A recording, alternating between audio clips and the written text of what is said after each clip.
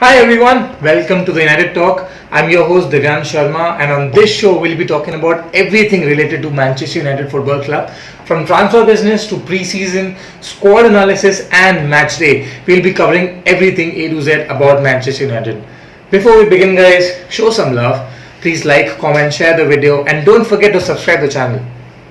Okay, first things first, we have finally signed Harry Maguire from Leicester City for about 80 million pounds. Do I think he's worth that much money? No, absolutely not. But we really needed a new defender. We needed someone who's good enough. We needed someone who has enough experience playing in the Premier League and who will do a job for us. And with Maguire, you know what you're getting. You know he's a good defender, he's a no-nonsense defender, and he's very comfortable with the ball on his feet. So yeah, he'll do a good job for us. Along with Van Bissaka, another new signing. I think United can now prevent about 15 to 20 more goals than they let in last season. So I think they both will make a difference about 15 to 20 goals this season. Along with that, talking about signings, Aaron Van Bissaka has actually he's been a ray of light. He's been amazing in pre-season, because if you see his success rate, his tackling success rate has been amazing, and in the one-on-one situations, I don't think anybody can defeat him in the one-on-one situations, because till now he's looked like a Superman over there. He's known as the Spider, and I think for a reason, because he has such long legs. I mean, he defends really well, so I think he's been a blessing in disguise. That signing for 50 million, it looks cheap now. I mean, at the time it looked expensive when it happened, because a 21-year-old guy who has experience of playing for 1 year in the Premier League looked a little bit expensive, but now I think he's worth every penny. So apart from that, let's talk about Daniel James for a minute. And the guy, he's essentially signed to be a right winger to fill in that position, because we're required to fill that position along with the centre back and the right back positions. But the good thing about him is that he can actually play across the front three or the front four, and his pace, oh my god, I think he's the fastest player around right now. So, and he fits the Ole Gunnar Solskjaer philosophy perfectly, because he's so fast. The counter-attacking football that Solskjaer prefers, I think he's the best man to do it, along with Martial and Rashford. So yeah, he's a good signing. He's much more of a prospect than someone who can impress you during this season. I feel he's going to take about a season or two to develop himself better, to improve his finishing abilities. But I think he's one for the future. And he needs game time under his belt. As soon as he gets that, I think he'll improve. So I think that's one to watch out for. Apart from that, we all know Juventus, Manchester United again, Paulo Dybala, Romelu Lukaku swap. What do I think about it? I think it's a good swap deal. There's also talk about Mario Mandzukic being a part of this deal. I don't care about Mandzukic, to be honest. He's 33. He might score a couple of goals for us, maybe 5, 6, 7, but I don't really care about it, because I would rather have someone like a Martial or a Rashford or maybe a Daniel James scoring that number of goals and improving for next season than a Mandzukic who's has maybe 1 or 2 seasons on his belt anymore, because he's 33 now. So I don't care about him.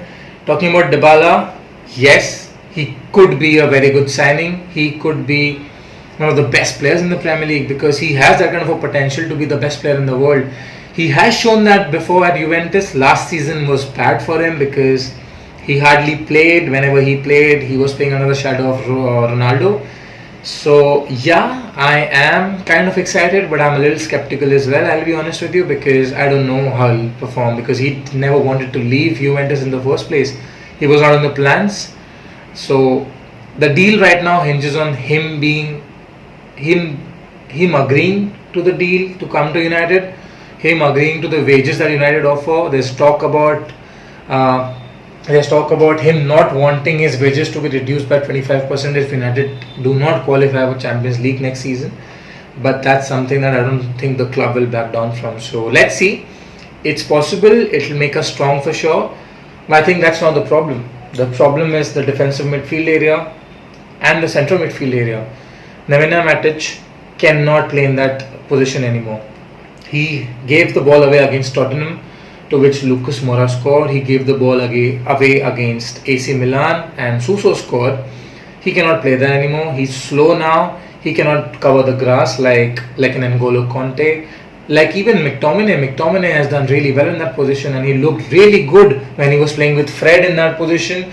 Then when he was playing with Matic in that position. So I think Solskjaer needs to see that, because I think other teams are now seeing that. And as soon as De Gea passes the ball to someone like a Matic, teams close him down very quickly. He cannot play in that position anymore. He's too old now. He's 31 and he's slow now. Talking about the central midfield position, I think we never got someone, or we did not buy anyone to replace Ander Herrera. We did not buy anyone to replace Marouane Fellaini. I don't think he needed a replacement anyway, but then still, I mean, there are two more central defenders who have left the club and there's no one else coming in. So you really need someone in that position to play as a number 8 to score goals from midfield. And I'll be honest with you, if you have seen the matches, if you follow football, if you follow United, if Paul Pogba does not play in that team, our midfield looks terrible. And that's because we don't have any creative player over there.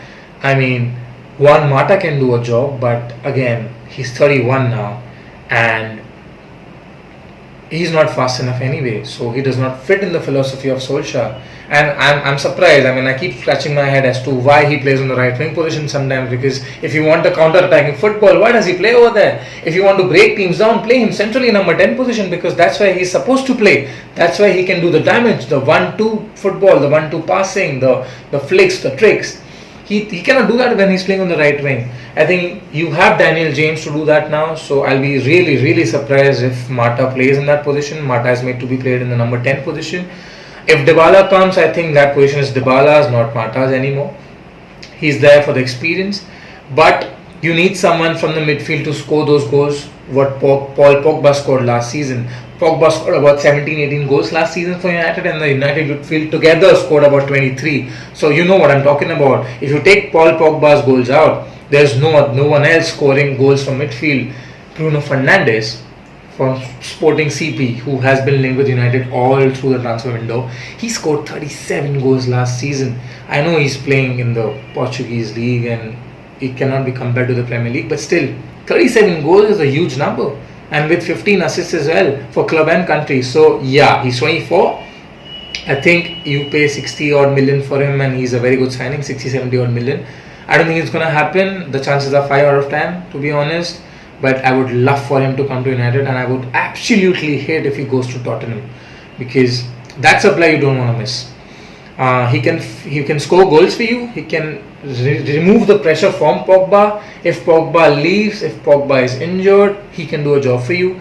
And I think he replaces Ander Herrera in a very good way. He's not the exact same player as Herrera, but I think he's good. So this brings me to the end of this video, guys. Thanks a lot for watching. If you really like the video, don't forget to subscribe to the channel and also hit that bell icon so that you can get a notification every time there's a new video out. Show some love, like the video. Tell me in the comment section, who do you think we should send in the next 3-4 days. In the next video, we'll talk about the Chelsea game, the predicted lineup, who should play, who should be on the bench, and the prediction for the entire season. So till that time, take care and I'll be back.